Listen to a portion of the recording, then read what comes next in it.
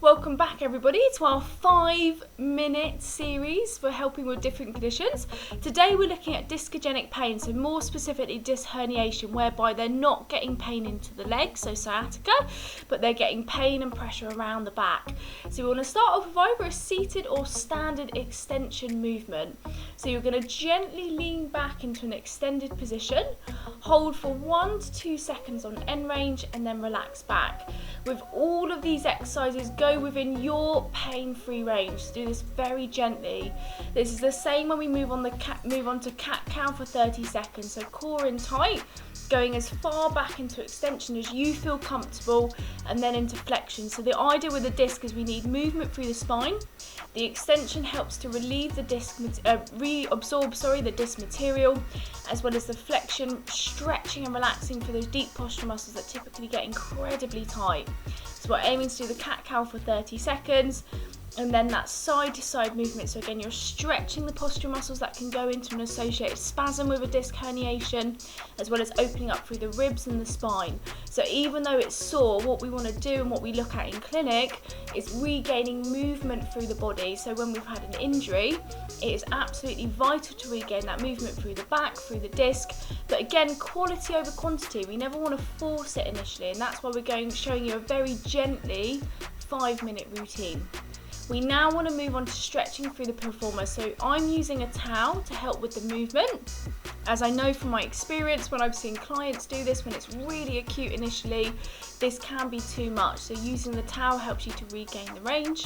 We're going to hold for 30 seconds on each side. So the towel goes through the leg that's facing forwards, the other leg crosses onto the knee, and then you gently pull up towards you. So again, slow and controlled. And if we demonstrate on the other side, threading the towel through underneath the leg, popping the other leg across, and then gently pulling it up towards you. Of course, you can add a pillow underneath your head, whatever is comfy.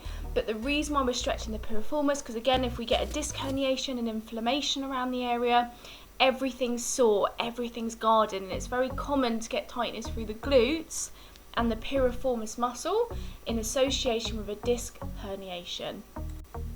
Next, we want to try and regain a very gentle knee hug. So again, this is looking at opening up through the spine, so opening up through the lower back, but also stretching around the upper attachments of the glutes and the postural muscles of the lower back. So again, the idea with any repair, after you've had it assessed and diagnosed by a musculoskeletal expert, is trying to regain that movement. So you want people to be as mobile as they possibly can within reason. So aiming to hold that for 30 seconds into the knee hug position. Gently letting that drop back, throw the towel out of the way, and then we're going to go into knee sways. So good old-fashioned knee sways, absolutely fantastic for regaining movement. Again, helps to flush out the area, which is what we're looking for, flushing out those inflammatory mediators, trying to relax through the muscles and open up through the joints. So aiming for 30 seconds into the knee sways. Quality over quantity. I don't want you forcing it. Quality over quantity, really nice, slow and controlled. And then we're going to do a one-sided flexion. So this is targeting actually your SI joint, but also a little bit of opening up through that lower back as well.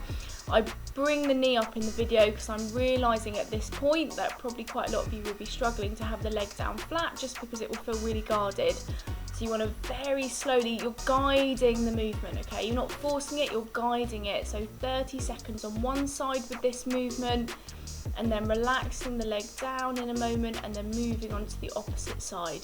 So quality over quantity, opening up through the back. You should feel it stretching, decompressing, settling through the area. So really, really nice. And again, if we're recovering a disc, it's all about movement. It's all about regaining movement, regaining relaxation, and trying to get you to recover the area without aggravating it too much. So again, quality over quantity. The final exercise we're looking at is a very gentle Sphinx position. So this comes under the umbrella of the Mackenzie exercises, and so what you're trying to do here is reabsorb the disc material. So again, with everybody's different, you want to only go into this position if it feels relatively comfortable, and what you're aiming to do is hold for 30 seconds in that extended position as high up as you feel, and then relaxing.